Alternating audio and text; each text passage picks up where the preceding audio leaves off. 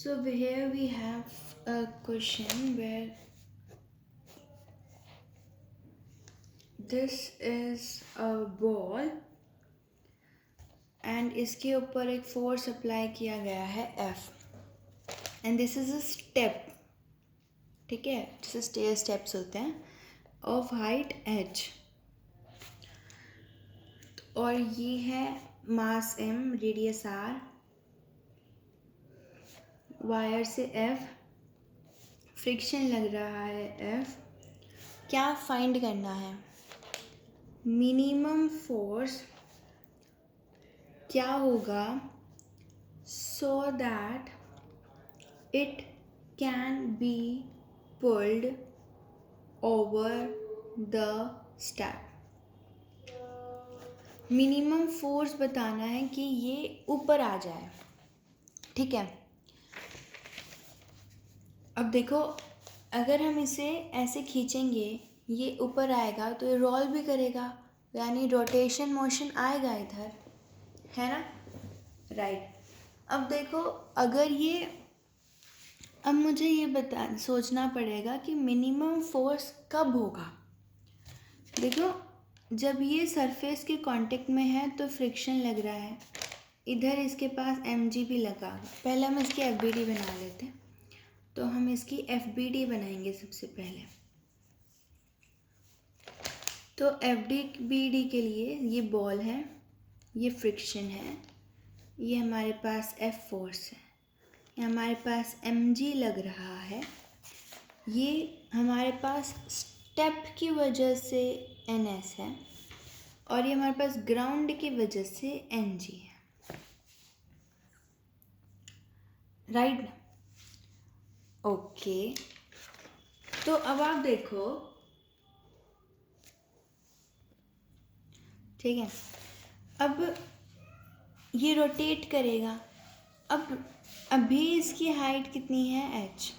ठीक है, इधर वाली ये जो हमारा स्टेप था उस पॉइंट पे रोटेट करके ये ऊपर जाएगा तो इसकी रेडियस इंक्रीज करेगी, यानी टॉर्क इंक्रीज कर जाएगा. अगर टॉर्क इंक्रीज कर गया तो फोर्स बढ़ जाएगा, अगर बढ़ गया तो मिनिमम तो नहीं रहेगा, यानी मिनिमम इस पोजीशन पे रहेगा जब ये अपना कांटेक्ट जस्ट लीव करेगी.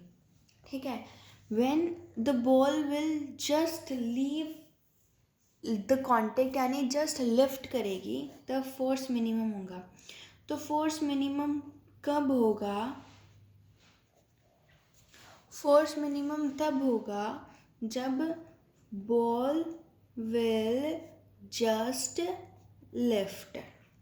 ठीक है, और जस्ट लिफ्ट के टाइम पे हमारा नॉर्मल थ्रू ग्राउंड ज़ीरो होगा और हमारा फ्रिक्शन भी ज़ीरो होगा, क्योंकि लिफ्ट कर गई तो फ्रिक्शन नहीं लगेगा. ठीक है, अब आगे क्या?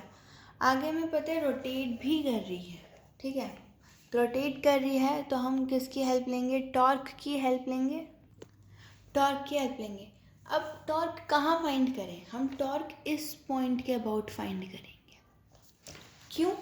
ताकि देखो, फोर्स और परपेंडिकुलर डिस्टेंस हो जाएगा, वेट और परपेंडिकुलर डिस्टेंस हो गया, ये तो कट हो गया, और ये जो नॉर्मल थ्रू स्टेप है ये पास कर रहा है इसी पॉइंट से, तो यहाँ पे हमारा क्या आ जाएगा? ये ज़ीरो हो जाएगा. ठीक है, सबसे पहले ये फाइंड कर लेते हैं. तो टॉर्क एट स्टेप. ठीक है, फोर्स परपेंडिकुलर डिस्टेंस.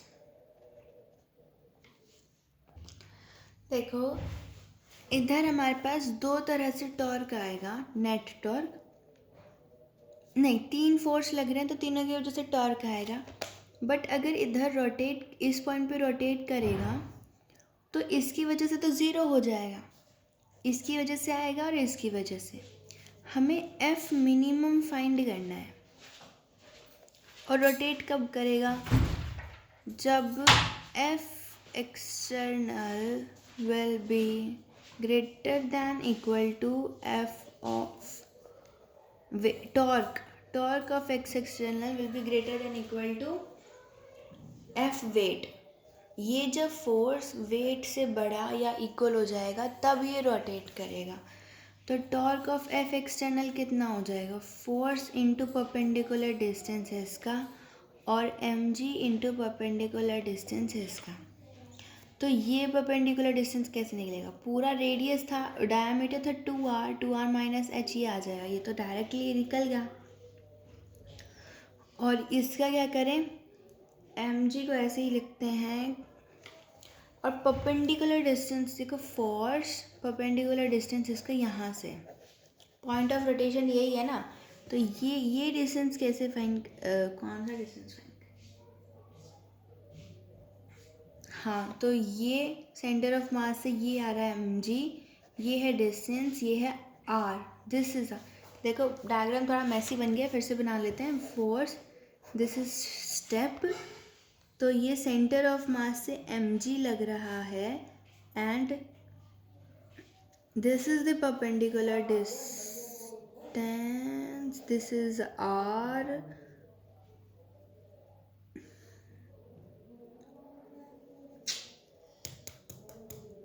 ठीक है, एंड ये लेंथ कितनी होगी, wait see, so this is our ball, ठीक है, दिस लेंथ इज एच, हमारा सेंटर है, सेंटर से ये डिस्टेंस हमारी रेडियस है, ये हमारा लग रहा है वेट, और ये हमारा परपेंडिकुलर डिस्टेंस, ये एम जी है, ये है परपेंडिकुलर डिस्टेंस, ये कितना होगा, ये होगा आर माइनस एच, तो परपेंडिकुलर डिस्टेंस कितना होगा, आर स्क्वायर माइनस एच का होल स्क्वायर का अंडर रूट, इधर आ जाएगा यही, ठीक है, force minimum this upon this आ गया।